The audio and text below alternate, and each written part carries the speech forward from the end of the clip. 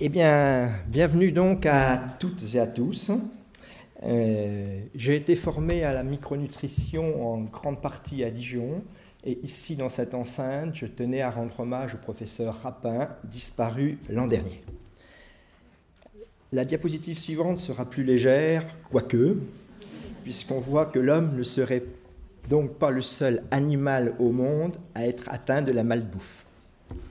Pas de commentaires particuliers, sauf peut-être un petit clin d'œil aux organisateurs dont je fais également partie. Peut-être aurait-il fallu inviter aussi un vétérinaire obésiologue. Après la girafe, on va revenir à nos moutons et on va entrer dans le vif, si ce n'est le gras du sujet. En 10 minutes chrono, je vais essayer de vous accrocher à la nutrition et de vous montrer que cette intervention mineure, voire incongrue pour certains, a toute sa place dans le programme de cette journée que je vous souhaite passionnante. Alors, la micronutrition a beaucoup de définitions.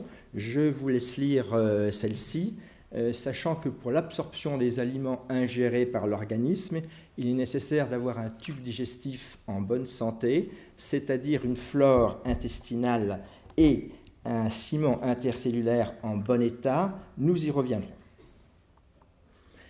Les trois grands domaines d'action de la micronutrition sont inscrits ici, mais il faut se rappeler que la grande majorité de nos aliments sont issus de l'industrie, chauffés longtemps avec une perte des micronutriments, trop riches en sucre rapide, en graisses saturées et en sel, soit des calories vides avec une forte densité énergétique et une faible densité micronutritionnelle.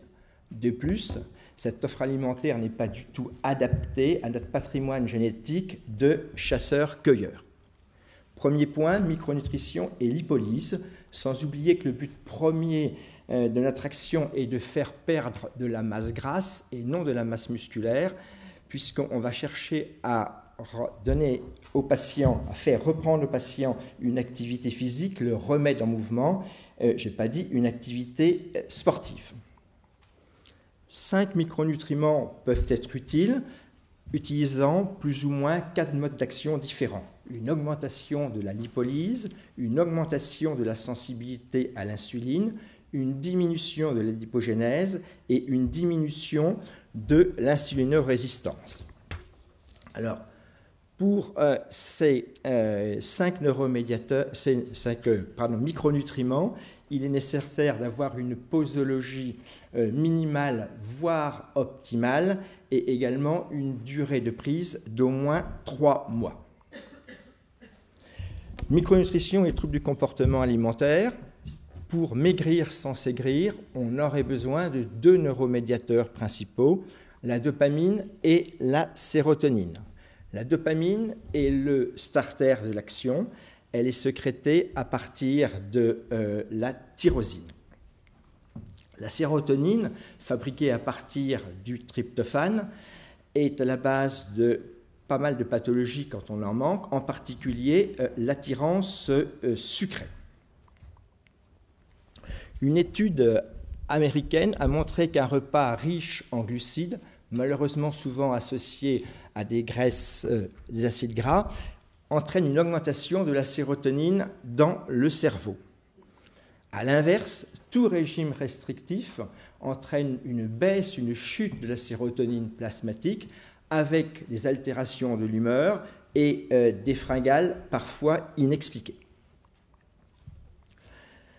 Troisième point, micronutrition pré- et post-chirurgie bariatrique. Avant la chirurgie, il serait intéressant d'évaluer cette étude en fer, magnésium, vitamine B6, qui sont des cofacteurs des neuromédiateurs qu'on vient de voir.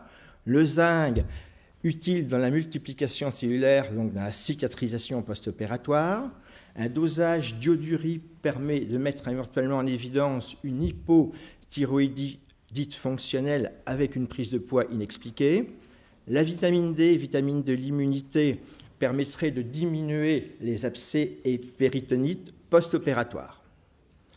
Après la chirurgie, il serait nécessaire d'avoir une supplémentation théoriquement à vie et de façon plus ou moins importante selon le type d'intervention dans l'ordre décroissant, anneau, sleeve, bypass.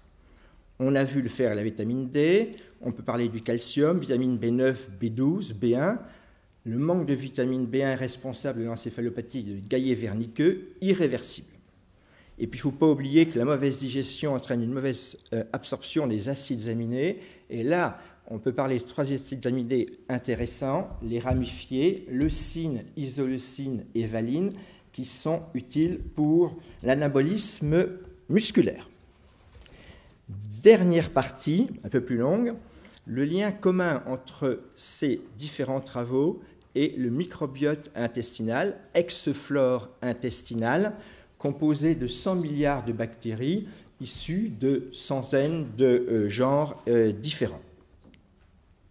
Le microbiote est composé de trois grands groupes dominants ou phyla, les bactéroïdes, les firmicutes, les actinobactéries, sachant que l'alimentation a un rôle sur cette flore intestinale, puisque les gens qui mangent beaucoup de protéines animales ont plutôt l'entérotype bactéroïde. Les deux premières études sont contradictoires. La première, de 2006, montrait que chez le microbiote de personnes obèses, il y avait 12 volontaires, il y avait une diminution des bactéroïdes et une augmentation des firmicutes. Cette diminution des bactéroïdes était corrélée à l'augmentation de l'IMC. Inversement, tout régime calorique, quel qu'il soit, ramenait le microbiote de ces gens obèses vers le microbiote des gens minces. Par contre, deux autres études, en 2008 et 2009, n'ont pas montré cette relation, voire une relation inverse. Les auteurs du troisième travail ont cherché à transférer le microbiote de souris génétiquement obèses à des souris sans flore, qu'on appelle axéniques. Et ce transfert induit chez ces dernières une augmentation de la masse grasse. L'équipe du professeur Gérard à Juan-Josas a montré quant à elle que la capacité de certaines souches bactériennes à convertir le cholestérol en un composé non absorbé par l'intestin, le coprostanol, et il y aurait des convertisseurs lents et d'autres plus rapides, avec une évidence sur la prise ou non de poids. Enfin, les dernières recherches concernent le rôle que les lipopolysaccharides pourraient jouer dans l'obésité. Les lipopolysaccharides sont des composants de la membrane des bactéries Gram-. En cas de dysbiose provoquée, par exemple, par un régime hypergras, il y a une surproduction de ces lipopolysaccharides pris en charge par leur protéine transporteuse, la liposaccharide binding protéine, un passage favorisé à travers la paroi abdominale intestinale liée à la dysbiose. Après, ce transporteur va se fixer sur les cellules immunitaires dans les macrophages, dont a parlé le professeur Vergès tout à l'heure, sur un récepteur CD14, Toll-like receptor 4, avec donc, comme l'a expliqué le professeur Vergès tout à l'heure, la sécrétion de cytokines pro-inflammatoires, avec les conséquences au niveau des tissus adipeux sensibles, les tissus sensibles à l'insuline, le tissu adipeux, le foie et le muscle.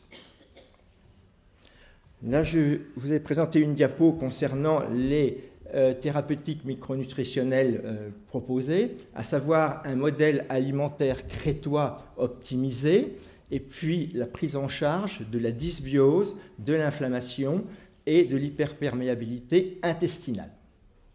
Alors, la première conclusion résume ce que j'ai essayé de vous faire passer d'une manière rapide. La deuxième conclusion sera peut-être un petit peu plus tranchante. Je pense qu'à l'heure actuelle, un micronutritionniste devrait intégrer l'équipe pluridisciplinaire qui prend en charge les patients avant et après la chirurgie bariatrique. Voilà, je vais vous remercier moi aussi de votre attention.